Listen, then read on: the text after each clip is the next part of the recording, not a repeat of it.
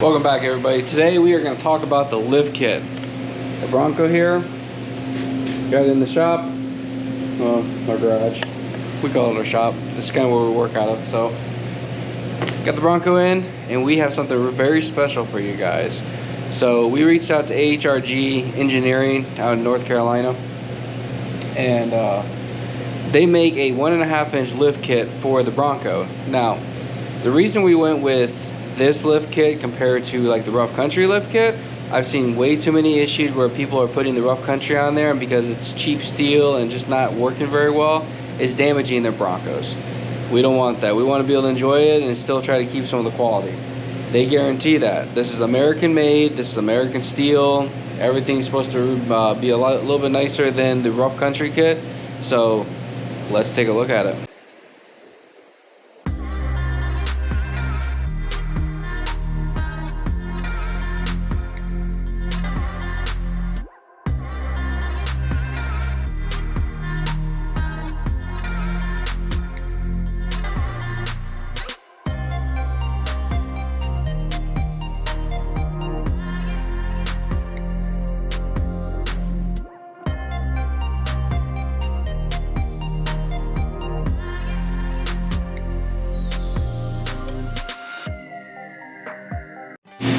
Okay, so let's take a look at this. Sorry for the mess. We have a whole bunch of Hot Wheels cars that we've been collecting up that we still need to get mounted up there.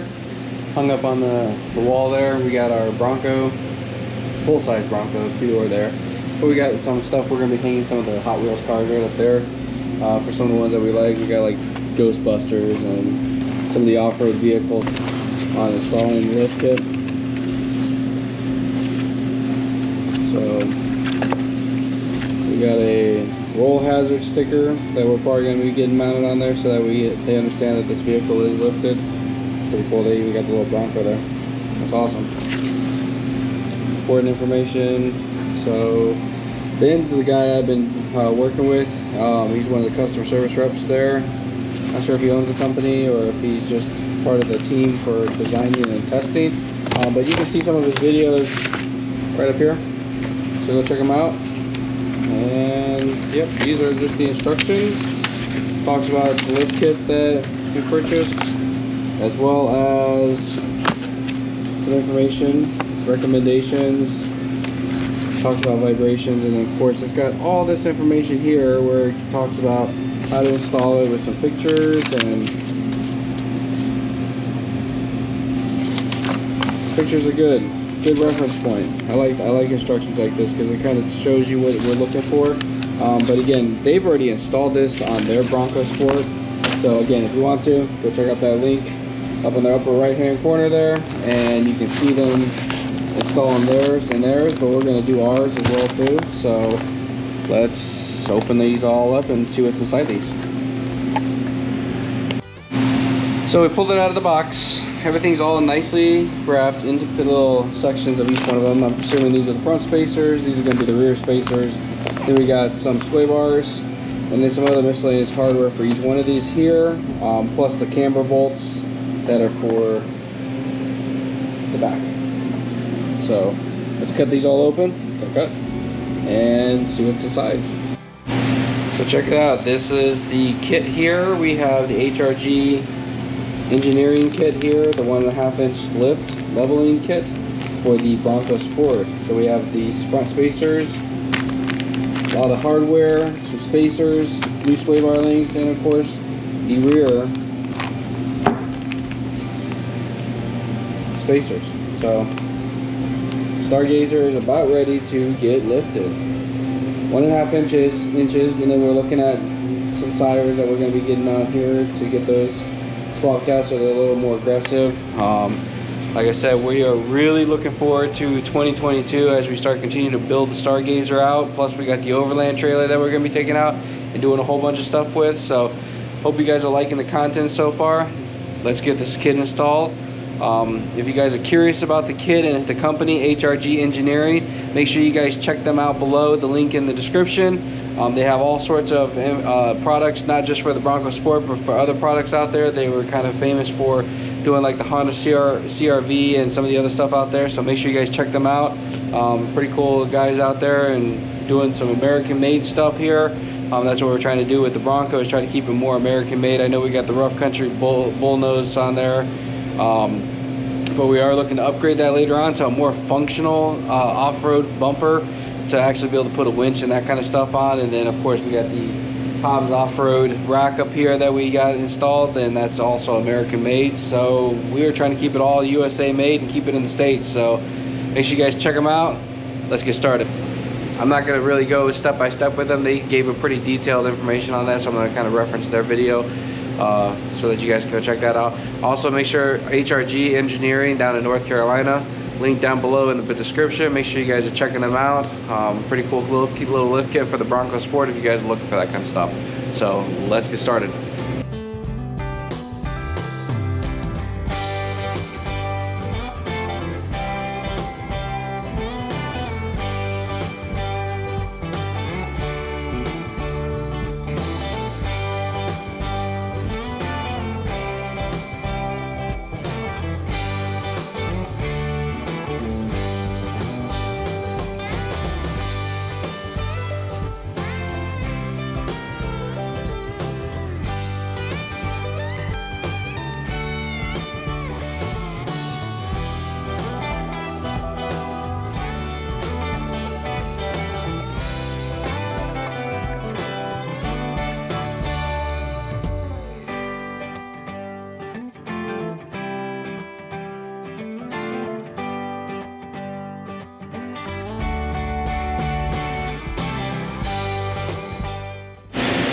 Okay, so sway bar link comes out just like the video. We have to drop this down. Xander's working on getting the cowl off real quick. I'm gonna get these two bolts off. We're gonna get the rest of the clips and everything off, and then this whole thing will drop down so we can put the suspension in.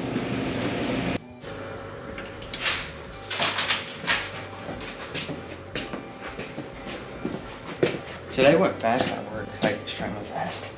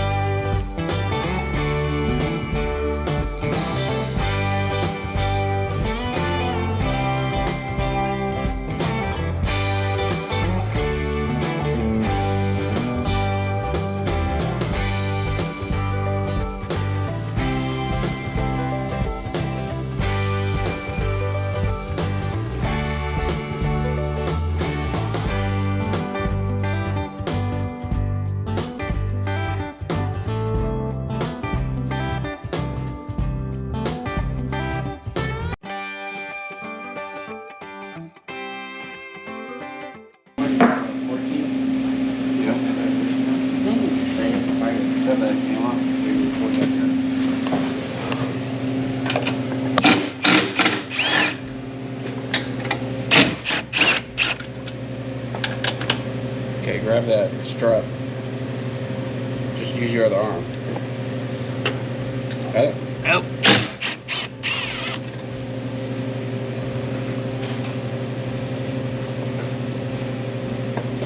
Sit down.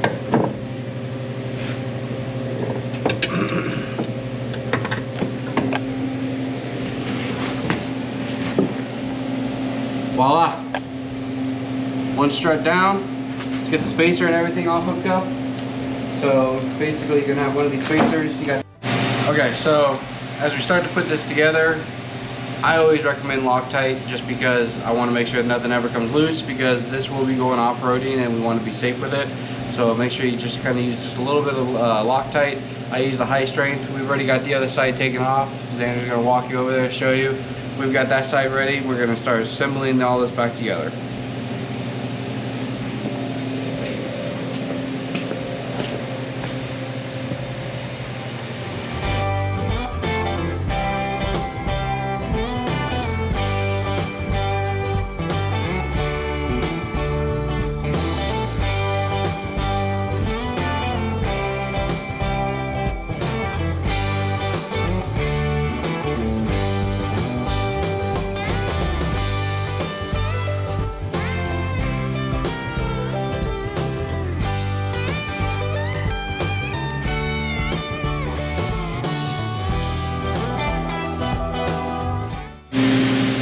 Okay, so we got the final piece. Everything's put back together. We got the camber bolt on the top here, facing the other way, because this is chambered on the one side where it's got the grooves. So we got the sway bar links, as you can see. This is why you change them out.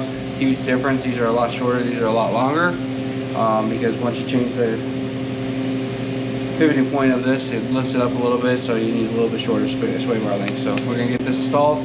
Go hit up the other side and finish that side up. Okay, just to give you guys a final overview, we have the sway bar link in. Just a quick tip: if you do install this like I did, take your steering wheel and just turn it a little bit, and that'll get you behind where you can get your sway bar link in. And do that. We're gonna try it the other way. We're gonna try to install it before we put all this in, to see if that's a little bit easier. So let's go knock out the driver's side. It should take us about 10-15 minutes to get that all put back together. Okay, here she is. They're gonna stand in my way. We have the front all done. Now, I told you guys I was gonna do a measurement. I totally forgot that until after I was like halfway done tearing this side apart. So you can definitely tell it's a huge difference. It's brought this front end up a lot. Well, the 1.5 inch, but that's for this is gonna be huge, because it's gonna give me lots of ground clearance. You can see on the bottom here, it's a lot more on the front. So we're gonna Good morning, everybody. So yesterday our GoPro went dead, and the other one was MIA. So we did find the other one. We did get this one charged up, so we want to do a walk around. We did get the Bronco all finished up last night. You can definitely tell a difference of it sitting a little bit higher. Yeah, but these Michelin tires kind of suck for the ice and snow. I know a lot of people are saying it's probably just because I don't know how to drive. I've been living here all my life. I know how to drive in snow and ice. It's definitely the tires. I've been doing a lot of research on some of the other people, and they were having the same issue. These are more just kind of all-season tires. They're not really made for ice and snow. So we are going to upgrade these bad boys, and we're going to put some bigger tires on here to kind of give it some more meat and grabbing and whatnot. So yeah, let's do a walk around. So here she is. Definitely tell the difference on the wheel gap there. I looked at some previous photos. It definitely sits a lot taller. When you drive it, you can definitely feel that it's a lot taller too. Now, down here, up underneath this area here, is a trailing arm. Let me give you a piece of advice. When you're doing the back, if you do this, do not hook this lower control arm. Let me get up underneath here. That lower control arm there, that goes down, that you gotta lower the 2 bolts there to get the spring spacer in.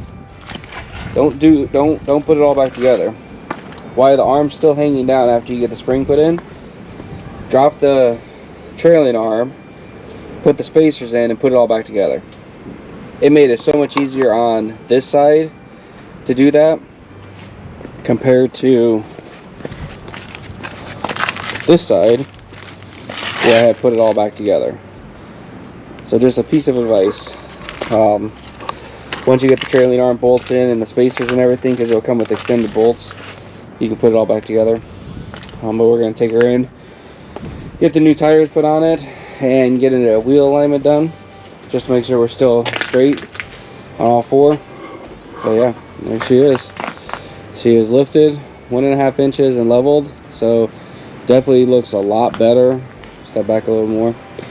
Definitely looks a lot better being lifted up. Definitely tell there's more wheel gap, but that gives us the opportunity now. We can change out those tires for a little bit more aggressive, meatier tire, and then we can put the wheel spacers on that we got to kind of push it out a little bit and give it more of an aggressive stance. And then we have some fender flares that we are going to start working towards getting here and here, kind of bring that out a little bit and give it a kind of a wide body look. So just a quick update. Here she is. Now, this kit was sponsored from HRG Engineering down in North Carolina, so I want to thank them for helping us out with that. We did get this installed probably about 2 hours. We were working the camera and stuff. I had my sons help me, so we did have a little bit of help. Definitely, if you're mechanically inclined, you guys can do this, but they do recommend a professional install this and then do a 4-wheel alignment when you're all done. So, but Works really good. Make sure you check them out down below, link.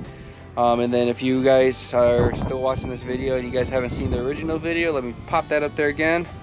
Make sure you guys check out their install video. They have some very detailed information. We didn't go into full detail, just some tricks and tips I learned installing this kit. But I'm gonna go inside now. It is freaking cold. It's probably about maybe 10 degrees outside right now. But I wanted to give you guys an update, bring this content to you guys, and on to the next project. Talk to you later. Peace.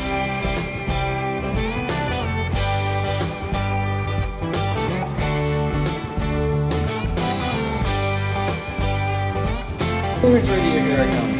It's like $200 some. Cheap. Cheap. Pianos are cheap. I like it. I could build my car, buy tools, work. All cheap.